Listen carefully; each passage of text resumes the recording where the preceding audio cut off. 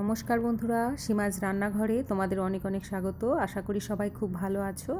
আজ আমি বানিয়েছি একটা জিভে জল আনা স্ট্রিট ফুড, যেটা হচ্ছে পাওভাজি। এই পাওভাজি রেসিপিটা আমরা ঘরে কিভাবে খুব সহজ পদ্ধতিতে বানাতে পারি, সেই রেসিপিটা আমি এখন তোমাদের সাথে শেয়ার করব। তাহলে চলো ঝটপট কথা না বলে এই জিভে জল আনা রেসিপিটা আমরা শুরু করি বানানো। পাওভাজির ভাজি বানানোর জন্য আমি এখানে নিয়ে নিচ্ছি এক বাটি আলু। এটা আমি ডুমো করে কেটে নিয়েছি। নিয়ে নিচ্ছি হাফ কাপ বিট কুচি, এতে কি হবে ভাজির রঙটা খুব সুন্দর আসবে। নিয়ে নিচ্ছি এক বাটি মতন ফুলকপি কুচি করে। নিয়ে নিচ্ছি এক কাপ গাজর কুচি, আর নিচ্ছি এক কাপ মটরশুঁটি। এবার এর মধ্যে আমি এক বাটি জল দিয়ে দেব। দেওয়ার পর কুকারের ঢাকনাটা বন্ধ করে দুটো সিটি দিয়ে নেব, যতক্ষণ পর্যন্ত না সবজিটা সিদ্ধ হচ্ছে। তাহলে চলো ঢাকনাটা বন্ধ করে দিই। দেখো সিটি পড়েও গিয়েছে। এবার দেখো এর পরবর্তী স্টেপ আমি কি করছি। কড়াই গরম করে নিয়ে তাতে আমি দিচ্ছি 2 চামচ বাটার। বাটারটা গলে আসলে এর মধ্যে আমি দিয়ে দিচ্ছি মাঝারি মাপের কুচি করে রাখা দুটো পেঁয়াজ। পেঁয়াজটা একটু নরম হয়ে আসলে এর মধ্যে আমি দিয়ে দেব 1 চামচ লঙ্কা কুচি। এখানে দুটো লঙ্কা আমি কুচি করে নিয়েছি। দেখো পেঁয়াজটা নরম হয়ে গিয়েছে, দেখতে পাচ্ছ। এর মধ্যে আমি লঙ্কা কুচি দিয়ে দিলাম। এবার দিচ্ছি 1 চামচ আদা রসুন বাটা। এটা দিয়ে আমি এটাকে মিনিট 2 মতন ভালো করে ভেজে নেব, যতক্ষণ পর্যন্ত না আদা রসুনের কাঁচা গন্ধটা চলে যাচ্ছে। এবার এর মধ্যে আমি দিয়ে দিচ্ছি হাফ কাপ মতন ক্যাপসিকাম কুচি। ক্যাপসিকামটা দেওয়ার পর আমি এটাকে আবারও 1 থেকে 2 মিনিট মতন এরকমভাবে ফ্রাই করে নিচ্ছি, আর এটা আমি পুরোটাই মিডিয়াম ফ্লেমে করছি। এরপর এর মধ্যে আমি দিয়ে দিচ্ছি দুটো মিডিয়াম সাইজের টমেটো কুচি। এরপর এর মধ্যে আমি দিয়ে দেবো কিছু শুকনো মশলা, যার মধ্যে প্রথমেই আমি দিয়ে দিচ্ছি এর মধ্যে হলুদ গুঁড়ো দেব। এখানে আমি হাফ চামচ হলুদ গুঁড়ো নিয়েছি। এর মধ্যে এবার আমি দিয়ে দিচ্ছি ছোটো চামচের 1 চামচ লঙ্কা গুঁড়ো। তোমরা চাইলে কাশ্মীরি লঙ্কা গুঁড়ো ব্যবহার করতে পারো যদি ঝাল কম খেতে চাও। আর দিয়ে দিচ্ছি আমি পরিমাণ মতন লবণ। লবণটা অবশ্যই তোমরা স্বাদ বুঝে দেবে, কারণ এরপর এর মধ্যে সবজিগুলো আমরা অ্যাড করব তখন আরেকটু লবণের দরকার হতে পারে। চলো এইভাবে এটাকে কষতে দিই যতক্ষণ পর্যন্ত টমেটোটা নরম হচ্ছে। এবার চলো কুকারের ঢাকনা খুলে দেখে দিই সবজিগুলো কী সুন্দর সিদ্ধ হয়ে গিয়েছে। ওদিকে আমার কড়াইয়ের মশলাটাও কষা হয়ে গিয়েছে। এবার এই সবজিটাকে আমি কড়াইয়ের মধ্যে ঢেলে দেব। তোমরা চাইলে কুকারের মধ্যেই সবজিটাকে ভালো করে ম্যাশ করে নিতে পারো, আর যদি না চাও তাহলে আমি যেভাবে কড়াইয়ের মধ্যে হাতা দিয়ে সবজিগুলোকে ঘেঁটে নেব, এইভাবে দেখো সুন্দর করে, সেইভাবেও তোমরা এটাকে ম্যাশ করে নিতে পারো। চলো আমি এবার হাতার সাহায্যে এই সবজিগুলোকে ভালো করে ম্যাশ করে দিই। সবজিগুলোকে ততক্ষণ অবধি ম্যাশ করবে যতক্ষণ পর্যন্ত না এগুলো পুরো গলে যায়।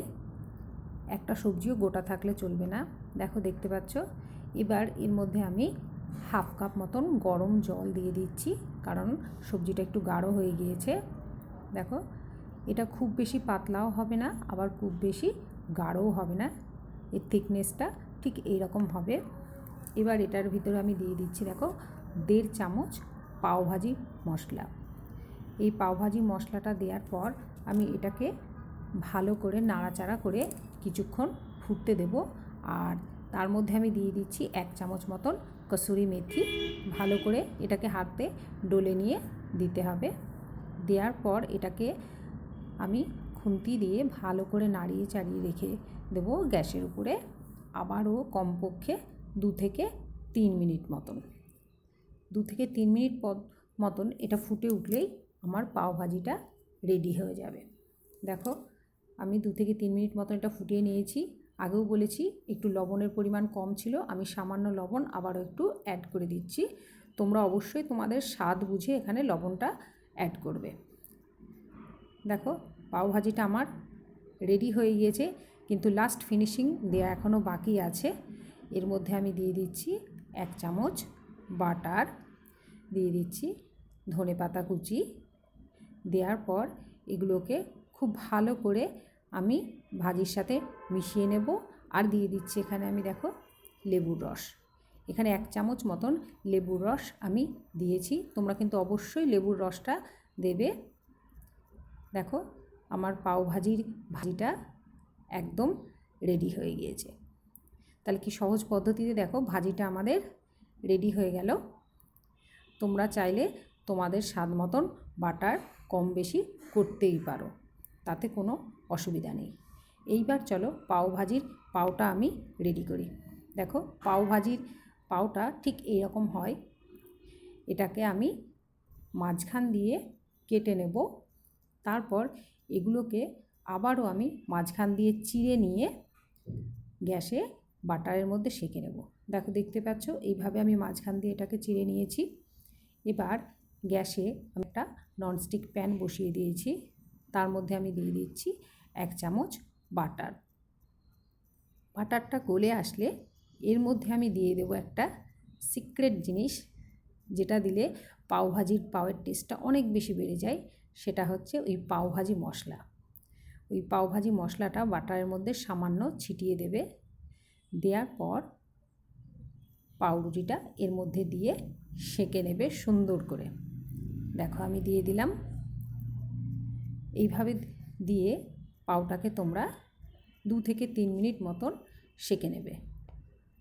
দেখো ব্রেডটা আমার সেঁকা হয়ে গিয়েছে। এবার আমি এটাকে উল্টিয়ে নেব। দেখো এর কালারটা কত সুন্দর এসেছে। এবার এর অপর পিঠটাও আমি এইভাবে বাটার দিয়ে সেঁকে নেব। আর এর টেস্ট হবে খুবই অপূর্ব। এবার চলো আমি অপর দিকটাও সেঁকে নিই এইভাবে বাটার দিয়ে।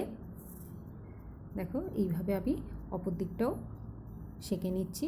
ব্রেডগুলো আমার রেডি হয়ে গিয়েছে। চলো এবার এগুলোকে তুলে নিই আমি। দেখতে পেলে পাওভাজির ব্রেডটা আমরা কিভাবে রেডি করছি। দেখো আমার পাওভাজি পুরো রেডি হয়ে গিয়েছে এবং আমি দেখো পরিবেশনও করে দিয়েছি।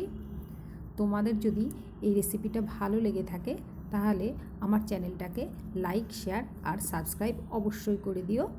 আর খুব সহজ পদ্ধতিতে কিভাবে আমি পাওভাজি বানালাম, আশা করি তোমাদের খুব ভালো লেগেছে। এতক্ষণ আমার সঙ্গে থাকার জন্য অনেক ধন্যবাদ। সবাই খুব ভালো থেকো। আজ তাহলে রাখি, নমস্কার।